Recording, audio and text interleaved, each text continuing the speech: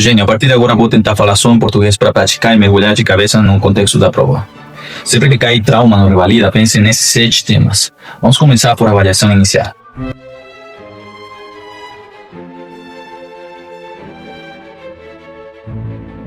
Gênio, não basta saber a teoria, tem que saber a chave que a banca esconde no enunciado. Vamos direto ao protocolo que salva vidas e garante sua aprovação.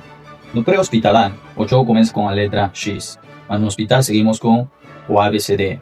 X é exsanguinação. Se houver amputação ou sangramento em jato, você deve priorizar um torniquete imediato. No Revalida, se o paciente está chocado e sangrando por um membro, a resposta é conter o sangramento antes da via aérea.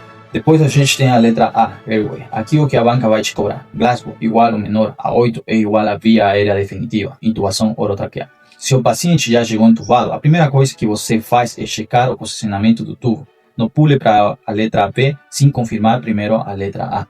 E se houvesse um trauma de fase grave, sangramento profuso ou boca destruída que impeça a visualização da laringe, a resposta é cricotiroidostomia. Mas se você achar nos incisos uma opção como a traqueostomia, você deve ter em mente que no trauma agudo a via cirúrgica é a cricotiroidostomia. Deixe a traqueostomia para casos de fratura de laringe ou quando o paciente precisar de ventilação prolongada. Gênio, também não esqueça que na letra A nós temos proteção cervical. Nunca manipule a via aérea sem estabilizar a coluna cervical primeiro. É isso o que mais cobra o Revalida sobre a avaliação inicial. O Revalida ama criar correlações clínicas, então, em esta série de vídeos que eu vou fazer para você, sempre vou colocar a lógica do Revalida, para você ter uma noção de como uma coisa leva a outra no raciocínio da banca. Por outra parte, se o tema é trauma de tórax no Revalida, o segredo está nos seus sentidos. O que você ouve na ausculta e o que você sente na percussão define se o paciente vive ou morre. Vamos direito às chaves que transformam casos complexos em questões fáceis. Gênio, memorize este quadro comparativo. É aqui que 90% das questões são resolvidas. No trauma de tórax, o dreno resolve quase tudo, mas o seu olho clínico resolve a questão.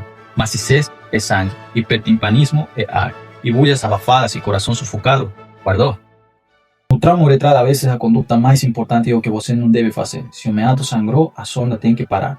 Se o enunciado trouxer esses 3 achados, sangue no meato uretral, equimose em asa de borboleta, ou se o paciente tem retenção urinária e muita dor no hipogástrico, se ver isso associado a uma fratura de pelve ou instabilidade pélvica, o diagnóstico de lesão da uretra é a sua primeira hipótese, e a sonda Foley estaria proibida. O Revalida adora confundir o exame que confirma com a conduta que avalia. O padrão ouro diagnóstico é a ureterocistografia retrógrada. Esta é feita injetando um contraste pelo meato para mapear a lesão e ver se é total ou parcial. Deve ser feita na avaliação secundária após a estabilização. Por outra parte, a conduta terapêutica é com citostomia suprapúbica. Se a vejiga está cheia e a uretra está rota, o caminho é por cima. Gênio, no trauma, 4 tipos de choque podem aparecer para você, mas o mais comum é o choque hipovolêmico. No choque, o corpo ativa o sistema simpático para salvar os órgãos nobres, por lo qual você verá comumente na clínica das questões taquicardia, taquipneia.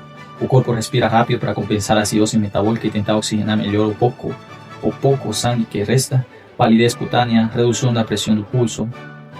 Pronto, o paciente chocou. Você tem que seguir a sequência rigorosa do ATLS. Primeiro, oxigênio suplementar por máscara. Você tem que tomar em conta a escala de Glasgow. Depois, conseguir acessos vasculares. Eu mostro na tela a ordem de acessos vasculares em pediatria. Cada método é consequente da falha na obtenção do acesso que se intente. Se falha um, intenta o outro, e se o outro falha, prossiga com o seguinte método. Depois temos o volume.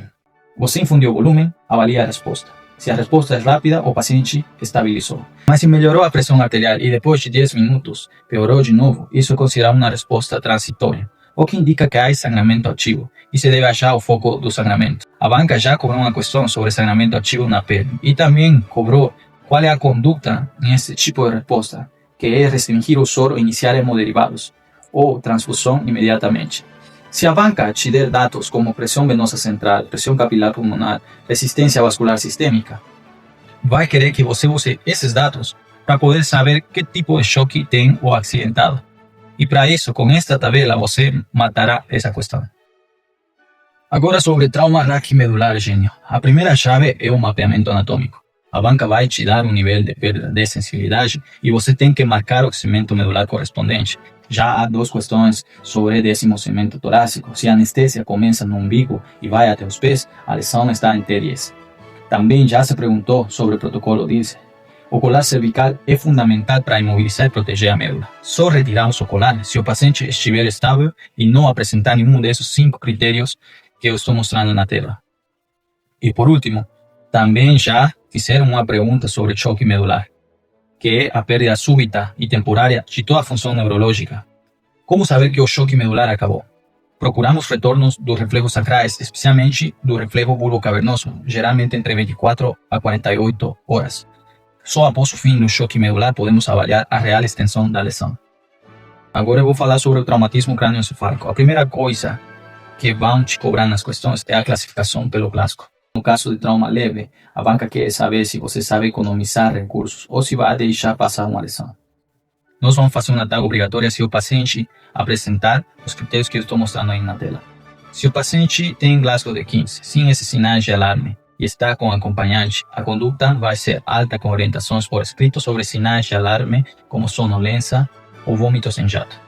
Na pediatria, a radiação preocupa. Para isso usamos critérios de PK, para identificar se a criança tem risco de sofrer lesões intracranianas importantes. Depois, outro assunto que se cobra bastante são os tipos de hematoma. Esses são os dois mais cobrados que eu estou mostrando aqui na tela. Se o paciente piorou e surgiu a triada de Cushing, hipertensão mais bradicárdia mais alteração respiratória, isso é sinal de hipertensão intracraniana grave. Para isso temos medidas de emergência até a conduta definitiva. Finalmente, no trauma abdominal, a banca vai te cobrar a capacidade de tomar a decisão correta no tempo certo.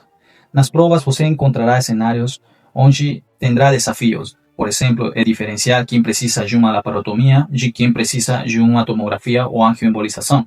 O segredo está em olhar primeiro para a estabilidade hemodinâmica e depois para o mecanismo do trauma. Mas para facilitar sua revisão e garantir que você tenha o roteiro mental perfeito, na tela eu te resumo, nessa tabela e em algoritmos, o conhecimento que você precisa para responder às questões de trauma abdominal.